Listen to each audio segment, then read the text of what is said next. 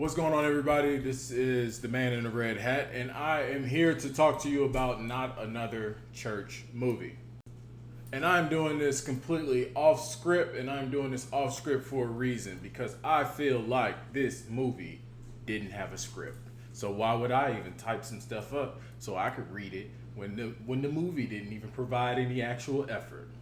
So I'm not even gonna spend a lot of time with this movie. This movie is aggressively bad. This is an aggressively terrible, unfunny film. It's much in the same light as like a Scary Movie 2, your Don't Be a Menace while drinking your juice in the hood.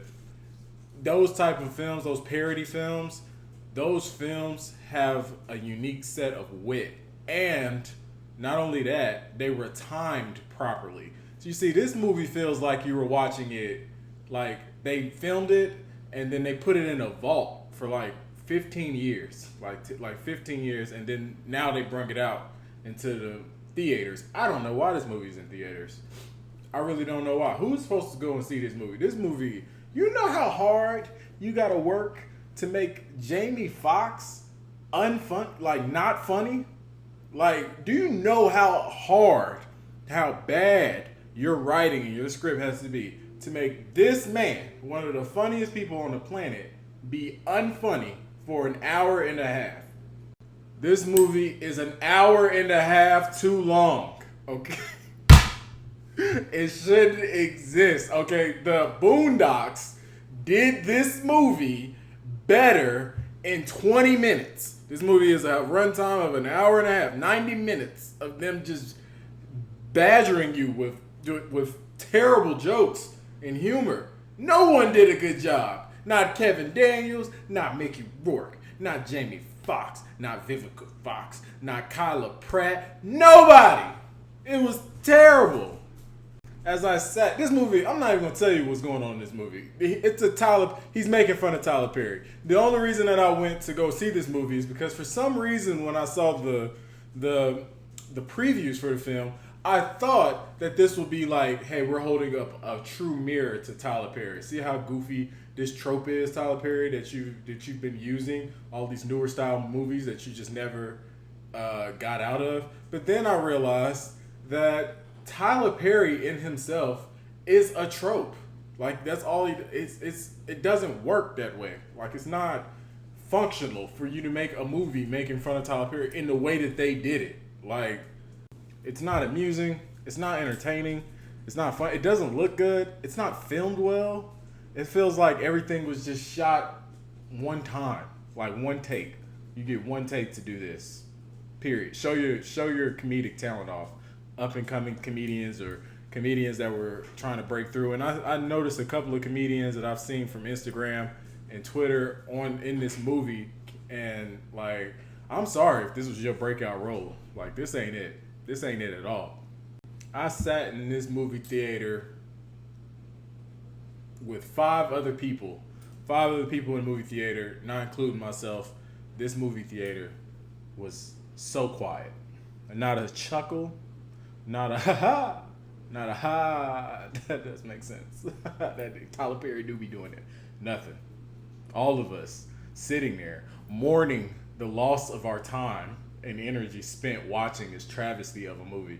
Mourning the fact that I've used gas to show up to the movie theater, see this movie. I'm just glad that I'm an A-list guy from AMC, so I get like 3 movies weekly because I just love movies. And I'm like not truly paying out of pocket for this film. But this film is bad. This is a bad film. All right. If I wanted to rate this film, I drove here with a headache from watching this film, thinking about what I would rate it, and I would give this 0 stars. So no cool little, yay, no cool little animation. 0 stars. 0 red hats. It was terrible. It should not exist. Why does this exist? Why are we hashing up 15-year-old jokes? Tyler Perry done dropped 26 movies since Diary of a Mad Black Woman. Why are y'all only focused on Diary of a Mad Black Woman and Shamar Moore's busted ass braids? That same tired ass joke that all of us make on Twitter and social media and Instagram and everything else. We get it. Shamar Moore had a terrible wig. We got it. We get the joke. this shit pleads to the lowest common denominator, and unfortunately, I'm not that. So as I talk into the void of space, into the realm of, you know what I'm saying, of content creation, and to you guys, whoever is watching this, please skip this film. You don't even need to stream this film. This film is that bad. This film is bad as a parody film. This is one of the lowest ranked parody films I've ever seen.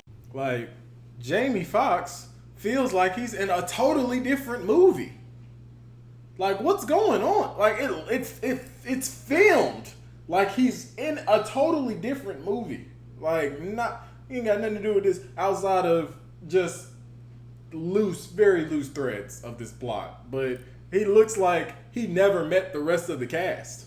This fucking trash ass movie. I will never get that hour back that I spent. I left early. I'm letting y'all know that right now. I don't know how this movie ends, and I do not care to know how this movie ends. I tried. I set a timer on my phone, and I said, I wonder how long it's gonna take for something to make me laugh in this movie.